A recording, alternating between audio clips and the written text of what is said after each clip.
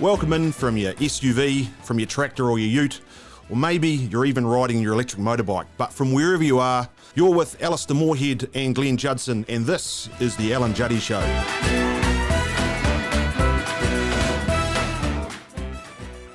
Well, what we want to do is reach out and provide you some technical information on a range of agricultural topics which may interest you, but to do it in a different way. Casual and comfortable format that allows you to listen where you want and when you want. This is intended for general information, and for more specific advice, contact your local Agricom rep. Well, hi, Juddy. You're looking awfully trim today. Who have we got with us today? Oh, thank you for noticing. Today, we in studio have Richard Green. Richard is actually, he's an ex-colleague of ours. He's what I would call a thought leader. He's a businessman, and I think most importantly, and this is why you probably want to listen to this podcast, he's a passionate participant and contributor to agriculture. And I think today we're going to talk about a wide range of philosophies, issues, future Juddy, you've got me hooked. Future thinking. So before you wreck all that, let's meet Richard. Welcome. Thanks, Juddy. A little bit of background from you, or about you. Where have you come from? Where do you live? What do you get up to? Well, I actually just live 4 k's down the road, and I'm here because you invited me for lunch. Excellent. And I guess the Uber ride wasn't that expensive if you're 4 k's down the road. Where do you hail from? So originally inland Canterbury, actually, I was from a little place called Sheffield, which a lot of people will know. So I haven't actually moved far, but I did good pies in Sheffield. Yeah, I did spend a year in the North Island after Lincoln, a year in the North Island, and then 8 years, or maybe 8 years in Dunedin. 8 years in Oamaru, 3 years in Dunedin, 12 years in Ashburton, and then I've been here for 12 years. Wow. That's a lot of years, isn't it? It is starting that up. And at Lincoln, what did you do at Lincoln? I did a Agricom in farm management. Excellent. A 3-year degree, and then I had a year's practical. I did at the start too. And that time in the south of the South Island, what was your early roles? So I was a farm consultant for the first 10 years of my career, and that was fantastic. I left Lincoln knowing nothing and worked with farming families, and it was actually about how do you help them achieve their goals and grow their farming businesses. And you actually work out that life's a lot about people and their passion, and how you plug into their passion and actually help them work out where they can make a difference within their businesses. And so those insights is this thing that's probably kept me. I've used my whole career actually.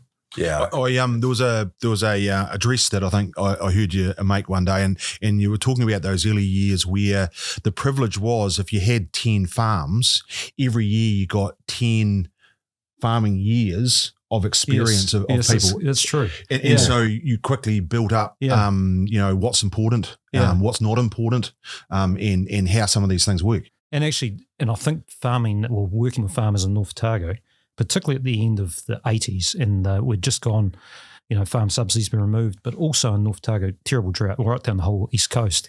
So you're dealing with really difficult times. So you probably got more than 1 year every year because there's so many different issues are playing out on different farms because of the stress at that time. So, I learned a lot in my 20s. Yes, I know. And there's nothing like those personal experiences to sort of build who you are for the future. And I feel that's a really, it's a really nice example of that sort of pressure cooked development of, just a whole lot of life experience basically. And I think we all benefit from that in the starts of our careers.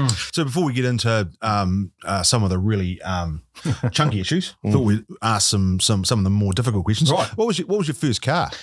My first car, a Datsun 120Y. Was it red or was it orange? It was a bloody good car. I think I bought it for $1,200 and I sold it for $500. Another person that we've had on that actually got to sell it, as opposed to a colleague and a good friend as well, John McKenzie, never got to sell his first car. So we actually had a Datsun 180B. Oh, did you? And they were flash. Yeah, it went round. It went round the clock. Yeah. It just kept going. Yeah. Anyway, your favourite dish? Are you a bit of a chef? What do you cook? I love food. My favourite dish. Gosh, thank God my wife's not here.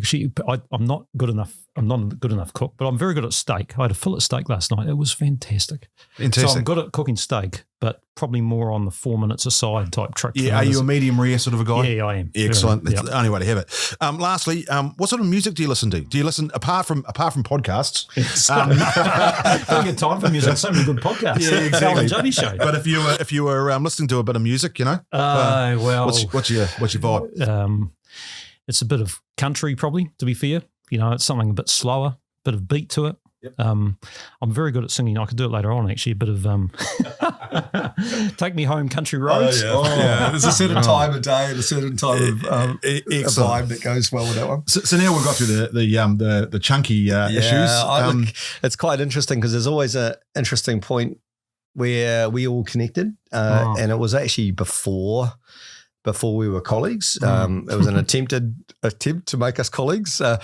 My first experience with Richard, I think, was sometime around 2000, maybe late 90s, very early 2000s. And he approached me for a job with Agricom while I was working for my current business at the time, PGG, and literally 9 times out of 10 he would have got me across the line because he took me to the best pie shop in town. So did I pay? Yeah, yes, you did pay. You were trying to make an impression, I think. Clearly, you didn't get the right pie because he didn't say yes. Yes, and I think the key to that moment. For me, is that we were both already in a quite a high respect profile. You wouldn't have come to me if you weren't, and likewise, I knew very well who you were as parallel competitors. But we were both in businesses. You as Agricom at that time, us as PGG at that time, that were relatively small businesses, but on a really strong growth trajectory, and we were both in a parallel universe of beliefs.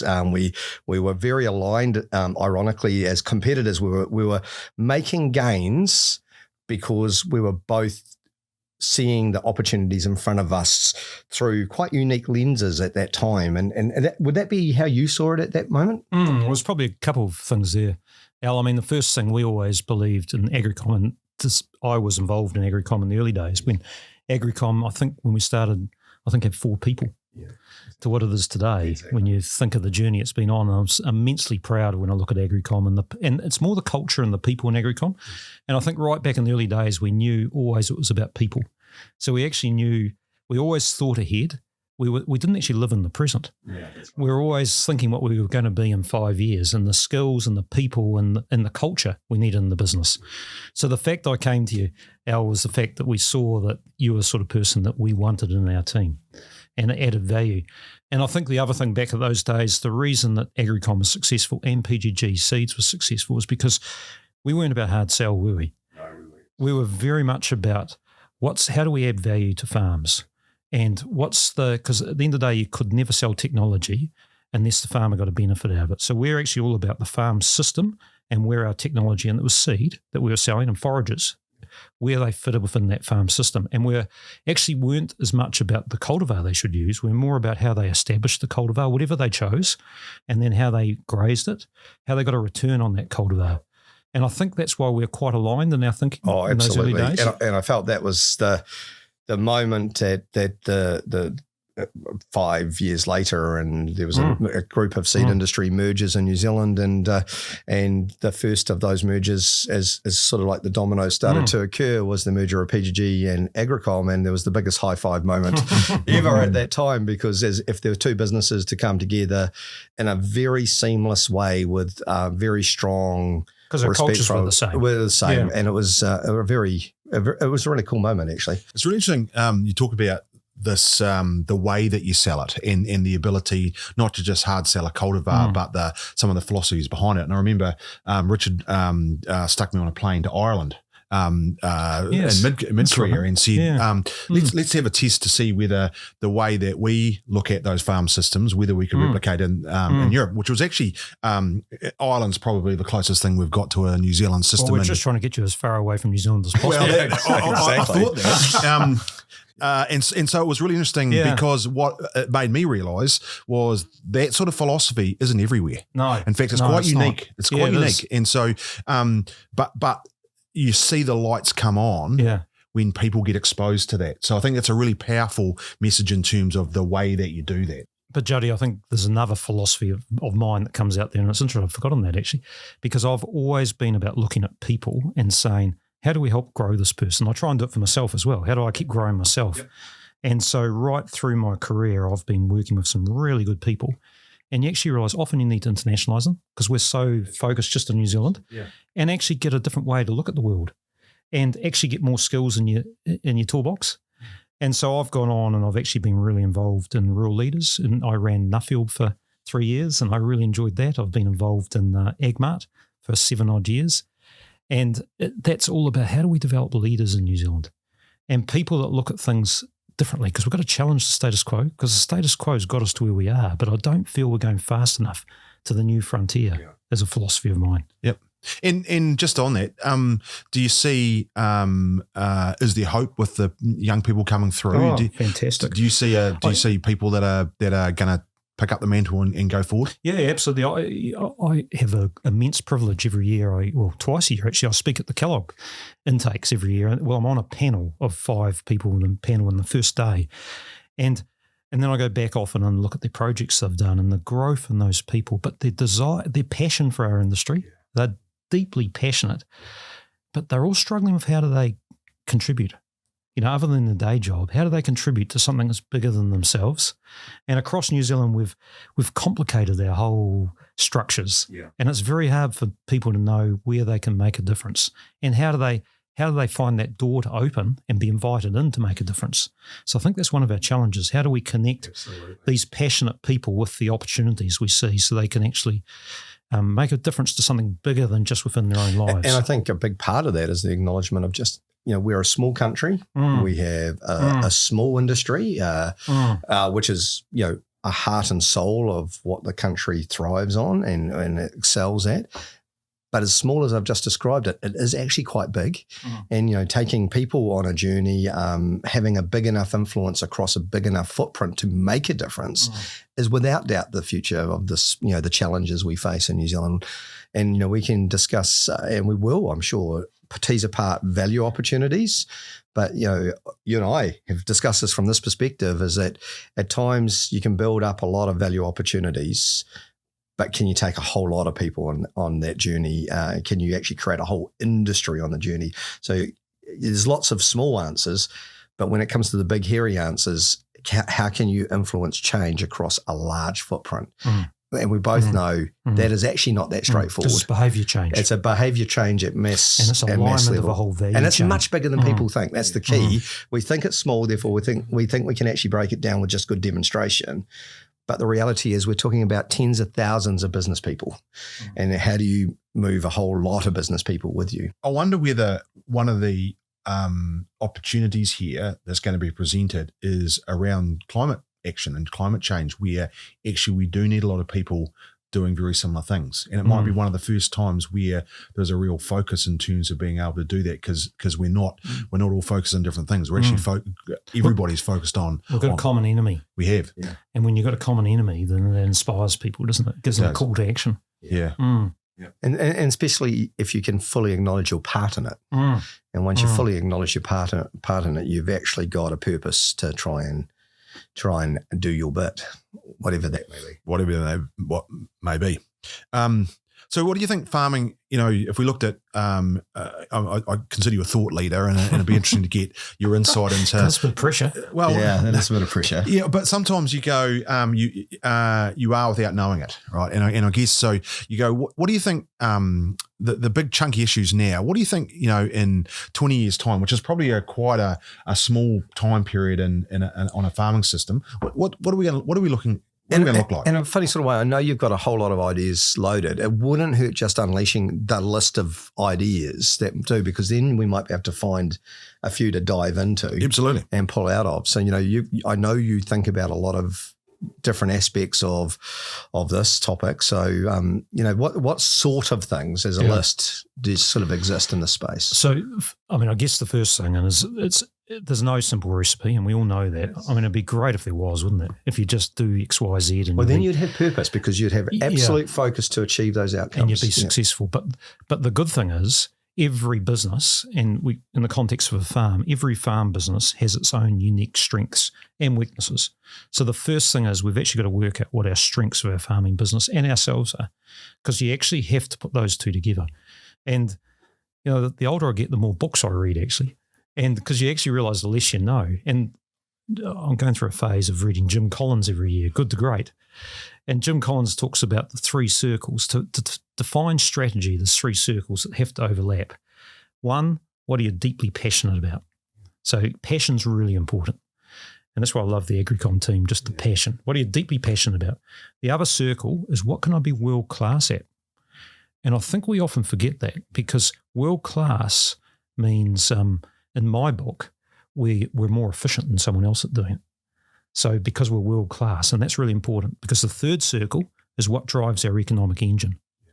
And those circles have to overlap, and that's strategy. Wow. And it's different for every business. So, I really encourage everyone, I think of that frequently now. What are we deeply passionate about? What are we world class at? And what drives our economic engine? And once we nail that, then we actually have to keep innovating within that. How do we build a flywheel? And I think of pictures too, but a flywheel, because then you get momentum. And once you've got momentum, you get leverage and you got scale and you're away. But the first thing is don't start doing that till you actually know exactly what you're going to do. And what makes me almost sad about that acknowledgement, and this is the way we work too, by the way, you stimulate thought and I react to it always.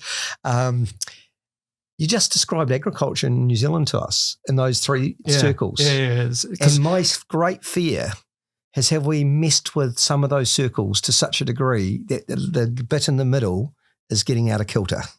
Yeah, or we've forgotten what we are really good at. And are we, and due to the diversity of avalanches of expertises and things that not everyone's wheelhouse, all of these things are coming at us. Are we sucking the passion out of some of the, you know what I'm saying?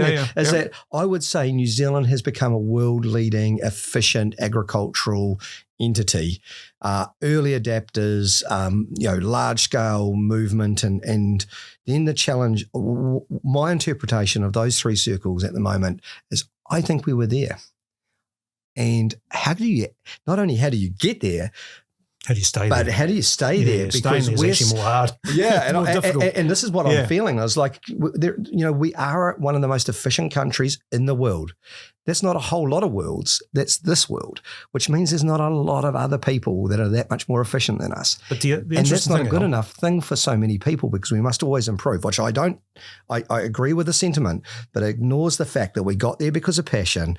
We got there because of world-class expertise. And a lot of R&D investment. And a lot of R&D investment. And then we got the sweet spot in the middle. And when you think about it, that's why we are world leading and have been world leading. Now the $1 million question, is it enough to just know those things are the key to success, or is it enough to recognize, let's not damage our passion because we've made it all too complex, or damage our expertise because we actually shackle ourselves because we think there must be something truly new, as opposed to just being better at what we're already doing. It's really interesting. If you think about this analogy, because I've always thought about this, is going. Sorry, this is exactly what you want. I'll just sit back and have a glass of water. But it's great. But if you think about my sport that I'm passionate about is rugby, right? And if you think about the All Blacks, for example, and they have been, one of the most successful teams in the world. But if you actually look back on, a game from 1996 at Athletic Park, where we thought that was almost the perfect game of rugby, right?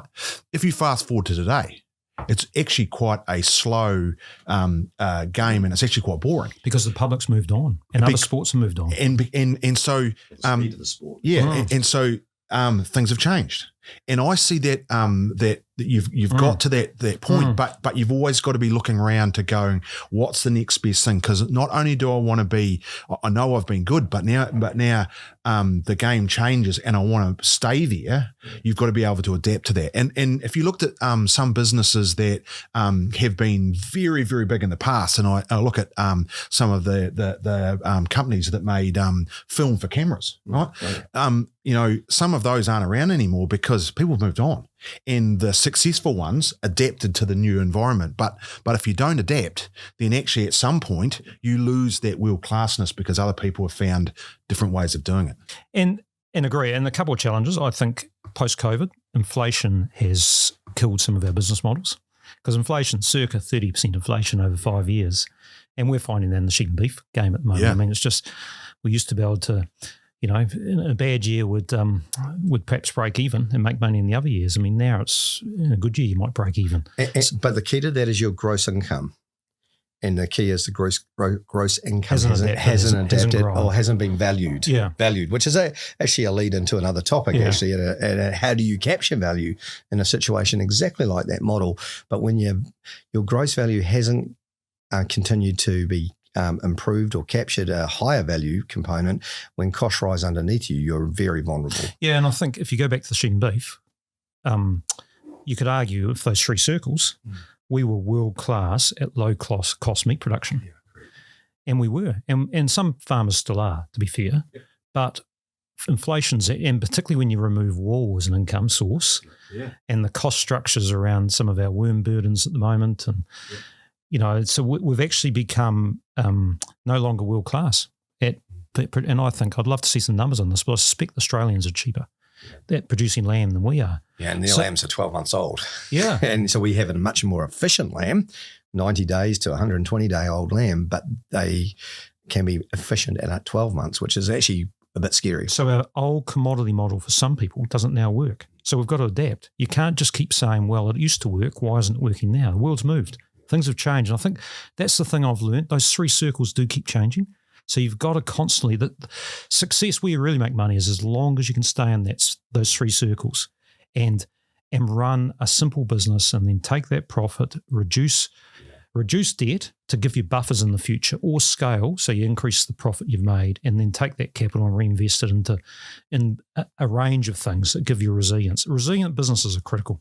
I never used to see that when I was younger. I took a lot more risks, but now resilience is everything. Yeah, look, I still reflect back on that, and I say, I've watched a group of young transition generations of farmers come in, and you can just still see the passion that exists there for them to actually still be farming like they are today in 30 years' time, when actually people that are a little bit more comfortable may be saying, well, will you still be farming in red meat, for example, in 30 years' time? These young people are coming in and they want to be because they're passionate about livestock and this is the problem with wool and the lack of value in the New Zealand fleece in general.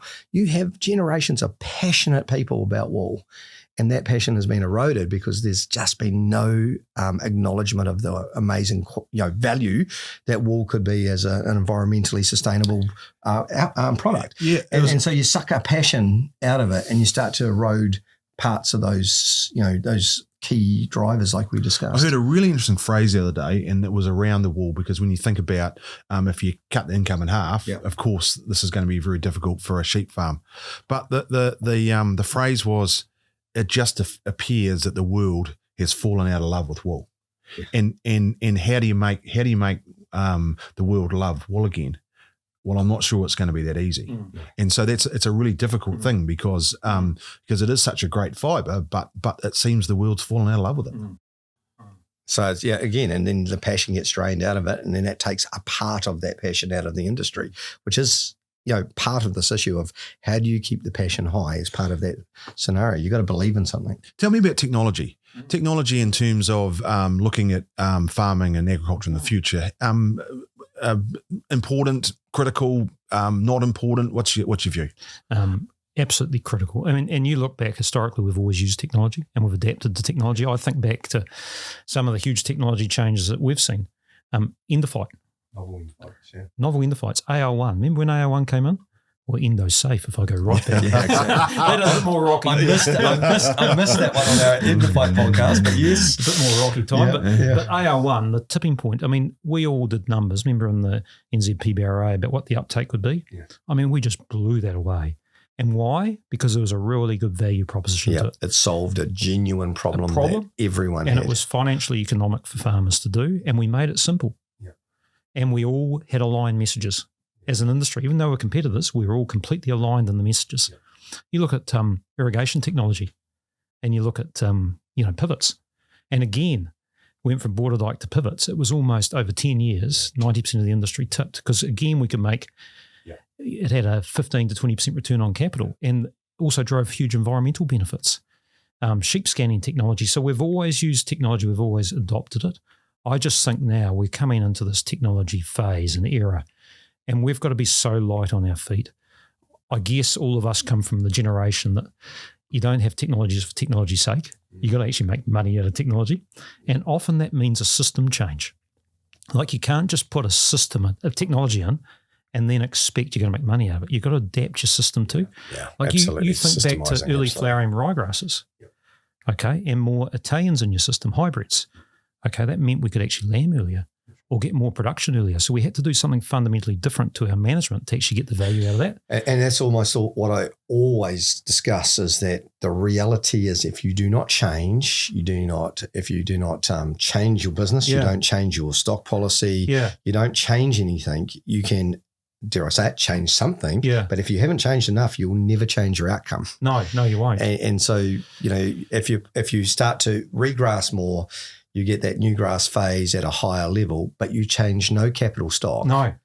You have the same sellable product at the end, maybe just a little bit of efficiency associated with it. And so you haven't multiplied the return. So I look at how, in the trendy term, is stacking technologies now, isn't it? Yeah, and but it's a good way of thinking because we used to just do one thing. Well, actually, I'm right. I used to, in my mind, I think in graphs. And we've always had incremental increases in New Zealand, haven't we? 1%, and genetics has been a key part, forage and animal genetics, 1 to 2% per year. And it's like compounding interest. It's fantastic. It's our free carry, but it's actually not enough. So we need that, but we need some exponential change, like the odd time we've had with AR1 and pivots and those sort of things. So how do we stack technologies, Juddy, going forward? Yeah, it's really interesting. The other thing that I find, and when you do bring a new technology out, and I had a farmer say to me this just recently. He said, "We want to understand your technology, right? But don't tell us how to use it." Yeah, that's a good point. So yes, we'll work out how we can use it in our system. We just want to know what it's about. Don't be that prescriptive that you tell us what to do. Give us the flavour of what this technology is about, and we might find some uses for it that you haven't even thought of. Our light bulbs will go off, and you'll benefit from it possibly. Yeah. So I think that's the other. Don't straitjacket us. Yeah, that's the other part of it. That farmers are very innovative. The only farm that they care about is theirs. It's unique, but some of those technologies, the way that they use it, and I see this more in terms of the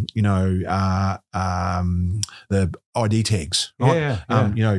It's not shouldn't only be used for identifying animals. No. There's a whole lot of things you can do, in terms of automatic weighing or management around reporting and all of those things that people have found different uses for that technology for. And I think when we bring some of this technology, we don't need to be quite as prescriptive, but we do have to sit back and look to see how people are using that technology. Well, it's interesting, Juddy, because just yesterday I was on a spiel on a whiteboard, which I love doing. I love that too. And I was looking at, broadly the direction of travel's right, but the absolute might be a bit out. But basically, if on reasonably good land, rolling hill country, 10 stock units a hectare, EBIT, we'd like to think is 50. This is sheep, $50 a stock unit, let's say, which it isn't at the moment, but let's pretend it is. That's 500 EBIT per hectare. Well, the reality is it's got to be 3x that. It's got to be 1,500 to compete with other land uses. And as I was saying to this person, okay, so we're $1,000 EBIT missing. We need to be focused on 3x. So how do we get that 1,000? And I've been involved with headwaters and Lumina lamb. I can see up to half of that coming from value add, certainly 30 to 40%, but it still leaves a hole. Yeah. And so we can't just focus on one thing and say that's the solution. Yeah. And so I look at that other $500 to $600 a hectare, and we've got to get it bloody quick. But what can we do genetics? And I know we can supercharge genetics around DNA technology we've got now, parentage, and so we can actually start culling animals based on objective data rather than looks. What can we do around data? And particularly like we're now starting to know with these MEQ probes, IMF data we're starting to get. And we can do that now across headwaters with 300,000 ewes. We know exactly the same genetics. So you can start coming back to how do we change our management around that data? And I can get quite optimistic that we can do this, but we've got to set some real stretchy goals. And we can't just sit there and think it'll come right. The prices will come right. And what's cool about that is that what I actually really love to hear about that is that's technology used to improve the productionist side of things. Absolutely. Like stuff that we've been doing really quite well since the big increases in fecundity in New Zealand, the growing out of lambs to bigger target weights. That great story of the New Zealand flock was 72 million, I think it was, and it dropped to 48 million, but New Zealand still produced as much, if not more, lamb meat for export in the world, dropping that many ewes because we did everything better. We started to express genetics at that point. But now what you're saying here in 2024, we're actually able to amp that up through using technology and then actually start to stretch that again, not just in the fact that we want 3 lambs from a ewe, which we all know can always lead to more issues, but that lamb and that ewe are meeting so many other important outcomes for adding value to the business, be it efficiencies from performance of the lamb, be it a final product for sale and generating more margin. So I love the concept because you're actually just amplifying what we've been doing well, but with great purpose. But they're 3-dimensional businesses now. They're not 1-dimensional. So we need to think quite differently. And then over that, we've got to lay a lens of climate change and how we reduce methane. So we can't just ramp up productivity. We've got to be thinking of our environmental footprint. But that's where the message of efficient productivity just pivots directly into that environmental outcome. But I honestly believe we can do that. Yeah, and which so is we so can cool. circle back to the people coming through. They're up for that. They just, I think, need a little bit of leadership. Yeah. What is our vision? What is our vision as a company? What is our vision as industry, as a nation? Yeah. And what's our role within that? Because, I think we're up for the challenge, but the status quo is not going to, we're a commodity player, and I think we've lost those 3 circles underlined. Yeah, correct. That's what I'm saying. And I wonder whether, as you get more experience in the stuff, right, and you know what the status quo is, sometimes that's very difficult to see through. And so that's the benefit of being young. Yeah. Because you actually, we're very lucky. We're very lucky that you can actually say, well, that is the status quo, but we can change that. Yeah. And so when you've got that understanding, and I do like the idea of these these stretch goals going, it might be a stretch goal if you don't get it. If you're only 60% of the way there, it's a hell of a lot better than So we actually need a culture of disruption and disrupting ourselves. Yeah. And so we have to, the old term, and it's fail fast. Actually take a few risks. Yeah. And if it doesn't work out, that's fine. Revert, go back, make another decision, but keep making decisions. And I think sometimes we get too locked and loaded, and we're too scared to change. And there's a lot of but in saying that, there's a few dangerous ones in that path too. So the disrupting philosophy is not wrong. Get it. I get the purpose, but there's some disrupting philosophies that actually can be quite a destructive path. So you've got to still have a purpose of productivity, efficiency, profit.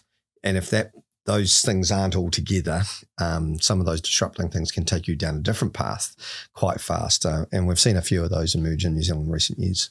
Like, what are you thinking, Hal? Oh, well, I probably would be the outer context components of what might have been regenerative ag, for example, and pathways like that. Okay. And so, for example, the philosophy is solid. It's very, very solid. Yeah. But it has to be framed right. And it is a length of string, and it's where you are in that phase. Because, for example, we are a grazing nation. Yeah. We're a rotational grazing nation. Yeah. So there's many, many things about us that already sit in the discussion point, but that's separate to the greater philosophy. But actually the bottom line and the profitability of a business is still, such a strong driver. It's really you can't lose sight of. You can't give up a lot to chase. It's really interesting in that example, because it does depend on the context in which you see that. That's the whole point. Yeah. In New Zealand, right? I agree that when we're mixing 28 species in a bag and we're stocking it very lightly, that as a system, there are some flaws to that. If you then go and talk to a multi-species and regenerative system in Ireland, right, that's a very, very different thing, and very much more aligned to having some highly productive grasses, a herb and a clover. And they think that's a lot of species. and that works unbelievably well. So I guess it depends on the context with which you look, and that's an element of what I'm discussing. Is that so? The point is that is disruptive because it came in as a philosophy associated with a difference, and we're in actually quite a unique interpretation of that in the world, and that's the part that having said that, interesting. Though, even if that is something that will now sit on the sideline, I think the number of species that actually we re-examined. Right, I think that's been a really useful thing because I think you guys are too purist. Yeah, I think it's actually not about. I'll challenge you. Yeah, because I don't know if that is actually disruption. Because to me, if the consumer wants to pay for regenerative ag and they want 28, if they wanted to, bring it on. Yeah. Let's work back from the consumer. Yeah, but I would also ask you, how far do you go before they start paying? All right, show me the money. 100%. Yeah. 8 years down this journey, and show me the money type of scenario. It's interesting. Some of this is laying a platform for the future, and you do have to work out what consumers we are going to supply in the future. And certainly the consumers that we will end up supplying definitely care about the environment. They don't actually understand, like you guys do, the science behind everything. They understand what they've been told, and sometimes in New Zealand, we're purists and we try and, this is the right thing. We're going to carry on doing the right thing. The consumer wants you to change. And sometimes you do have to change. But also the context is about productivity still from that perspective. Yeah, absolutely. So are you still... profit. It's not necessarily productivity, it's profit. Efficient productivity. Yep. Yeah. I think the other thing... we might be saying the same thing, but I just think just don't get trapped that we have to stay doing what we're doing and be righteous. Yeah. I think the other thing, and this is something that sort of struck me, is it's only research if you don't know what the outcome is. And sometimes what we're doing is we're researching we know what's going to happen, but we just do it over and over. Yeah. Whereas actually to get yourself outside your comfort zone and look at this and go, I actually don't know what's going to happen here. This could fail, but that's where the gold is. And make a decision. Yeah. And just do it. Yeah. I guess that's my point. Don't just sit there waiting for research. And to be fair, I feel that's what we've done extremely well over time, is that we've actually been literally living and doing it, and for such a long time. So technology, circle back, technology is absolutely critical. What we've got to work out as farmers is how do we bring technology into our system without so we actually can evaluate that. How do you interpret it too? Because there's an awful lot of money, a lot of figures that come with technology. And I've got a suspicion that we will defer to AI, we'll defer to others to interpret stuff that they may not be the appropriate people to actually try to interpret that, because it's ecological, it's mass systems, it's animals based. How those are interpreted is actually quite a big deal when having a lot of information. I can see, and this is, I was looking at some systems the other day where we're basically tracking, getting data from animals, multi sets of data from animals every 15 seconds. Right. And I looked at that and the amount of data that's being created. And I suddenly started thinking, these, sometimes you go to these career evenings and they start talking about jobs that aren't actually there yet. Yeah. And I'm looking at this going, I reckon in some point in the future with this, we're going to need these sort of these farm data analysts who are able to turn data into insight and knowledge, or pictures or whatever. Yeah, or whatever. Because isn't that what you guys do? Well, technically, that's the point in a way, is that the speed of which you can actually absorb a lot of stuff and cut through and see the messages. Big data sets is actually, it is actually a really important skill set to actually see the picture that's emerging, not just like you pointed out, the detail. But sometimes, and again, this is a danger of this, right? And sometimes what I see is that we have a system where we measure everything on the cow, right? And we look at this data and we go, wow, they seem to be walking a lot. Let's go and see why these animals are walking more than they did this time last year, right?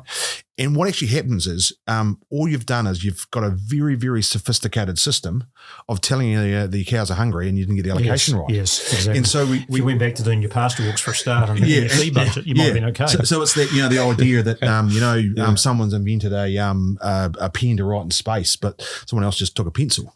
Right? And so that's the thing. I think sometimes we've got to be using technology in the right way, and sometimes that there is just that data can say some really simple things that you could probably go and look at. Yeah. And so that's the danger. That's a danger of that. But I still think it will be really important. But it'll be important to make sure we use that in the right way. Every time I see those data sets, I just think, man, there's so much to absorb out of them. So much to, so many new projects that you could start, so many new experiments you could actually think about the moment you start to see any bit of information popping off a collar, for example.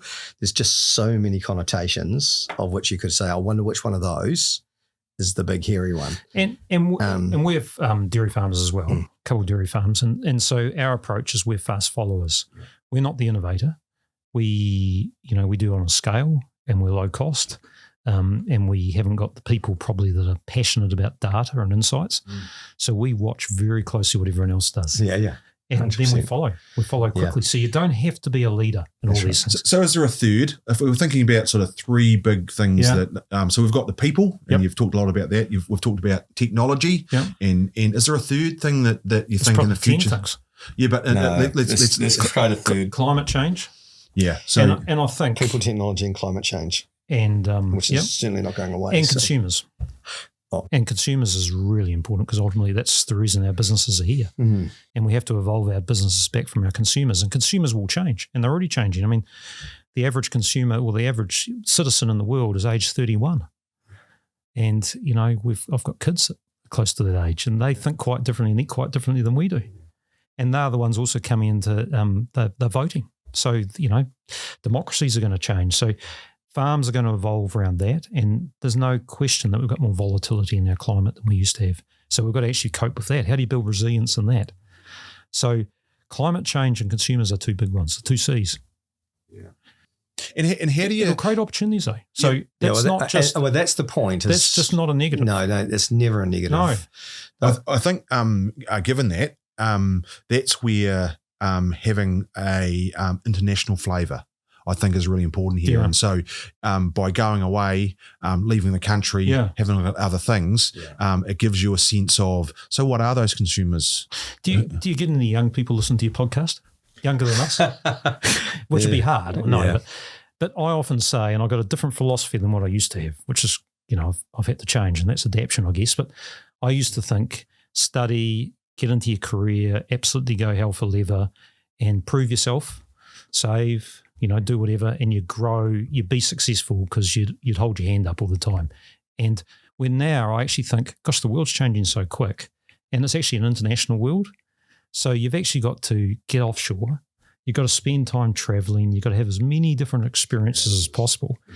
And that builds skills and networks, because networks are going to be really important. And then somewhere in your 20s, whether it's late 20s or you come hopefully back to New Zealand because it's such a fantastic country and you're so more valuable. So I think that is really important, that internationalising yourself with different cultures and different ways of thinking. And we've all done that in our careers probably. Absolutely. The careers have given us opportunities that, we look back, they were quite hard on us. To be quite frank, I think we all suffered family-wise, just the efforts.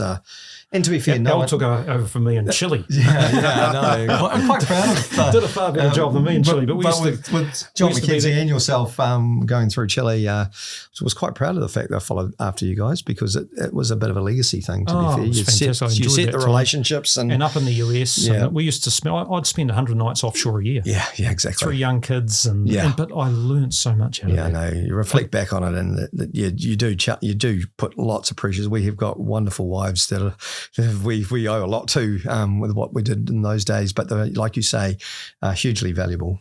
So I think the thing we've got to always remember here, that our consumer 90+% is exported and always will be. I think I can't see that ever changing. New Zealand population will grow, but export's key. So it's actually, how do we build pathways to consumers? And I think that's part of our success going forward. It really is. And part of that is not the added value that we're going to get, because we have to get added value, but it's actually the fact we can adapt our businesses quicker because we're getting direct feedback from our consumer, because things will happen faster in the future, not slower. Yeah. So I guess we've probably come to a point where that time's flown by. Yeah. And it's a bit of finished, do we? Well, bit of a summary. I thought we'd go through a bit of we could repeat it all in a summary, couldn't we? Well, we could, but I think it's been a fascinating 50 odd minutes, Richard. I think there's lots to think about there. What I've heard is I guess some really critical things around people and businesses, and I think we can't underestimate that. And certainly passionate people. We've heard a lot around technology, and I guess it's strap yourself in for the ride, but give some scope, because a technology, you never quite know how it's actually going to be rolled out. And then this idea that it's consumers and the climate are going to be really big focuses in that we should be looking at those at anything that we do through some of that lens. And don't get too caught, like maybe I did in this discussion, where you don't get too caught and look for opportunities that may be disruptive and that you just can't rule them out. And remembering, and my take home from that moment is, I'm an active thinker, so I'm always adapting as you hit a moment, is that, what you might be starting now may not be for now. No. And I literally may be starting the framework for you to be in a far better position and there's lots of niches. Demonstrating stuff in the future. And the niche part is, something I truly appreciate, but I'm still looking for the purpose. My purpose, I have a purpose. I do have a purpose. I'm an extension person, like you've been over time, and I want to be part of the solution of leading a large number of people to an outcome. I just need that outcome given to me, because I can't see it all the time as well. But I feel that's a really important thing, is I want to take a large group of people to an answer. Someone give me the answer and I'll take a large group of people to that point. I think part of the answer, Al, is we've got to keep innovating. So we need you to be constantly helping us within our farm systems understand how we can plug and play technology in there that don't straight track us, allow us to work out how we 100%. Use it. But what could this do to us? What could we do if we put that and that and that together? What could the potential outcome be? We have a few still. We have one or two still loaded. How could we align that with a marketplace to capture more value? 100%. Because it actually changes the product. And to close, what I'd say is, and all this was started by someone who was trying to get them to work for them over a pie. So I think it all comes down to a dodgy pie. So thank you. A very New Zealand finishing moment. Thanks, Richard. Thanks, Juddy, and we'll hope you can catch another podcast soon. Thank you. See you.